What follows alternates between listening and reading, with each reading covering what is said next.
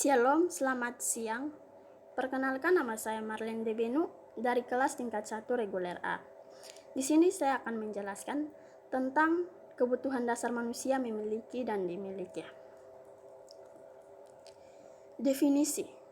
Abraham Maslow mengemukakan teori hierarki kebutuhan yang menyatakan bahwa setiap manusia memiliki 5 kebutuhan dasar, yaitu kebutuhan fisiologis, kebutuhan rasa aman dan perlindungan, kebutuhan rasa cinta, memiliki dan dimiliki, kebutuhan harga diri, serta kebutuhan aktualisasi diri dari Potter dan Perry tahun 1997. Jika kebutuhan fisiologis dan kebutuhan akan rasa aman telah terpenuhi, maka muncullah kebutuhan akan cinta, kasih sayang, dan rasa memiliki dan dimiliki.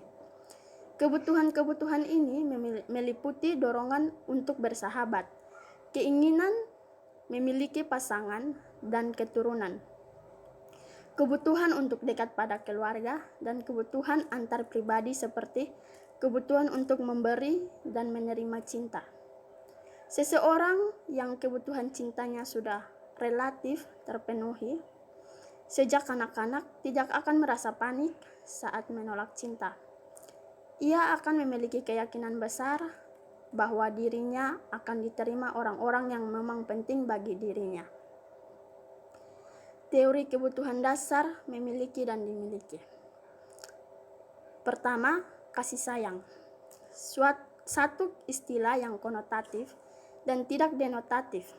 Akan tetapi ia tidak akan muncul dan berkembang tanpa adanya kehendak sesuatu pihak yang memberikannya. Sebelum kita memberi kasih sayang kepada orang lain, sayangilah diri Anda sendiri, terlebih dahulu dengan mencerminkan akhlak dan moral yang baik. 2. Cinta.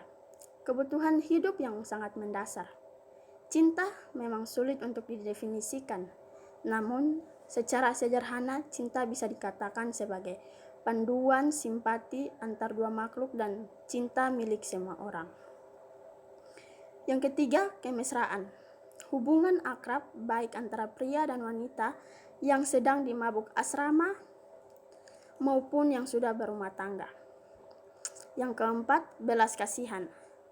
Rasa toleran, saling berbagi, dan memberi atau rasa ingin menolong hambatan-hambatan seperti adanya pertengkaran, permusuhan, kerasukan, kedengkian, dan lain-lain akan terobati jika sesama umat manusia saling mengasihi, saling memberi, saling membantu satu dengan yang lain. Yang kelima, cinta kasih erotis. Aktivitas hubungan badan seksual. Parameter cinta erotis diukur dari kepuasan biologis. Beberapa bentuk rasa miliki dan dimiliki. Yang pertama, rasa memiliki dan dimiliki dalam keluarga.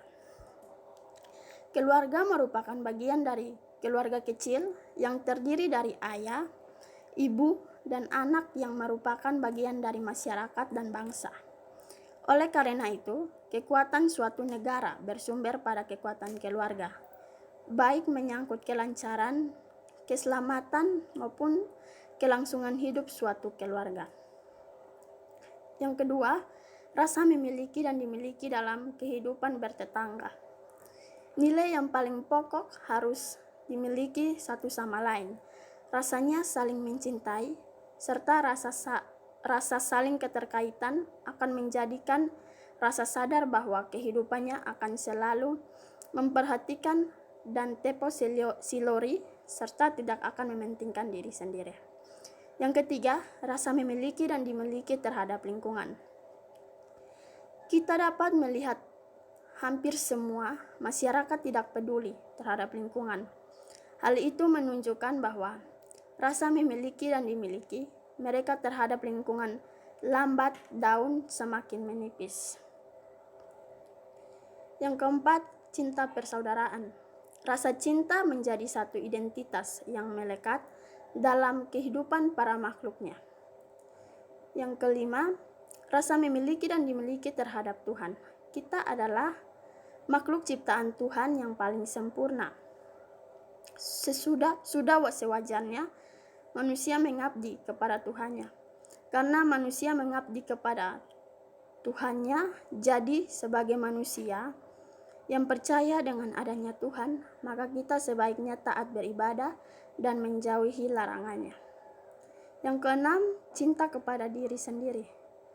Pada individu, di samping harus mencintai lain jenis, juga ada kehausan mencintai diri sendiri atau self-love. Banyak orang yang menafsirkan bahwa cinta kepada diri sendiri identik, dan jika hal yang terjadi, maka cinta pada diri sendiri nilai negatif. Namun sensi mencintai diri sendiri sehingga kebutuhan jasmani dan rohaninya terpenuhi secara wajar. Setiap individu wajib mencintai dirinya sendiri. Faktor-faktor pendukung rasa memiliki dan dimiliki. Yang pertama, kesamaan. Sama-sama memiliki pandangan terhadap yang hidup yang serupa, sama dalam hal tingkat ekonomi dan berbagai kesamaan lainnya. Anda bisa melihat sebagian besar pasangan memiliki banyak kesamaan di antara mereka.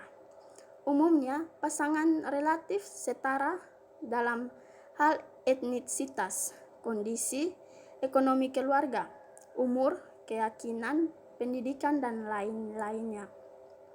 Yang kedua, akraban. Mereka yang semakin akrab juga akan merasa semakin memiliki banyak kesamaan. Tidaklah mengherankan bahwa hubungan cinta terbangun setelah melalui proses menjadi akrab. Banyak yang mula-mula berteman saja, akhirnya menjadi sepasang kekasih. Yang ketiga, kedekatan fisik. Pasti Anda pernah tahu, ada orang yang menikah dengan tetangganya. Dulunya teman sekerja atau dulunya satu kampus.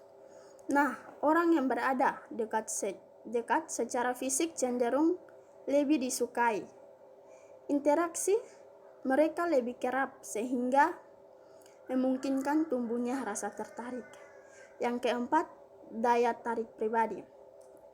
Inilah sumber utama daya tarik seseorang.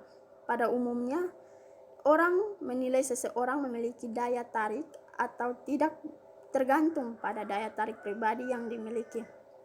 Daya tarik pribadi mencangkup daya tarik fisik, daya tarik kepribadian, dan daya tarik sosial. Unsur-unsur rasa memiliki dan dimiliki. Adapun 5 unsur rasa memiliki dan dimiliki, yaitu yang pertama, perasaan kasih sayang yang meliputi cinta, senang, suka, dan belas kasihan. Yang kedua, kepada sesuatu, yaitu objek yang disayangi, meliputi Tuhan Sang Pencipta, manusia, dan alam lingkungan. Yang ketiga, diungkapkan secara nyata, yaitu dalam bentuk sikap, tingkah laku, dan perbuatan nyata yang dapat diamati. Yang keempat, penuh tanggung jawab, yaitu segala akibat yang timbul atau terjadi adalah baik, berguna, menguntungkan, menciptakan keserasian, keseimbangan, dan kebahagiaan. Yang kelima, pengabdian dan pengorbanan, yaitu keikhlasan dan kerelaan semata-mata beban pengeluaran maupun perbuatan tidak diharapkan memperoleh pengambilan atau imbalan. Mengembangkan emosi seseorang dalam kebutuhan rasa memiliki dan dimiliki. Yang pertama, memberi dan menerima kasih sayang. Yang kedua, perasaan yang dimiliki dan berhubungan yang berarti dengan orang lain. Yang ketiga, kehangatan. Yang keempat, persahabatan. Yang kelima, mendapat tempat atau diakui dalam keluarga serta kelompok dan lingkungan sosial. Kegagalan dalam memenuhi rasa memiliki dan dimiliki. Yang pertama, stres. Yang kedua, merasa dikucilkan atau tersendiri. Yang ketiga, tidak mempunyai teman. Yang keempat, kurangnya perhatian dan kasih sayang. Yang kelima, rasa ingin mati. Sekian dari pembahasan kebutuhan dasar manusia memiliki dan dimiliki. Terima kasih.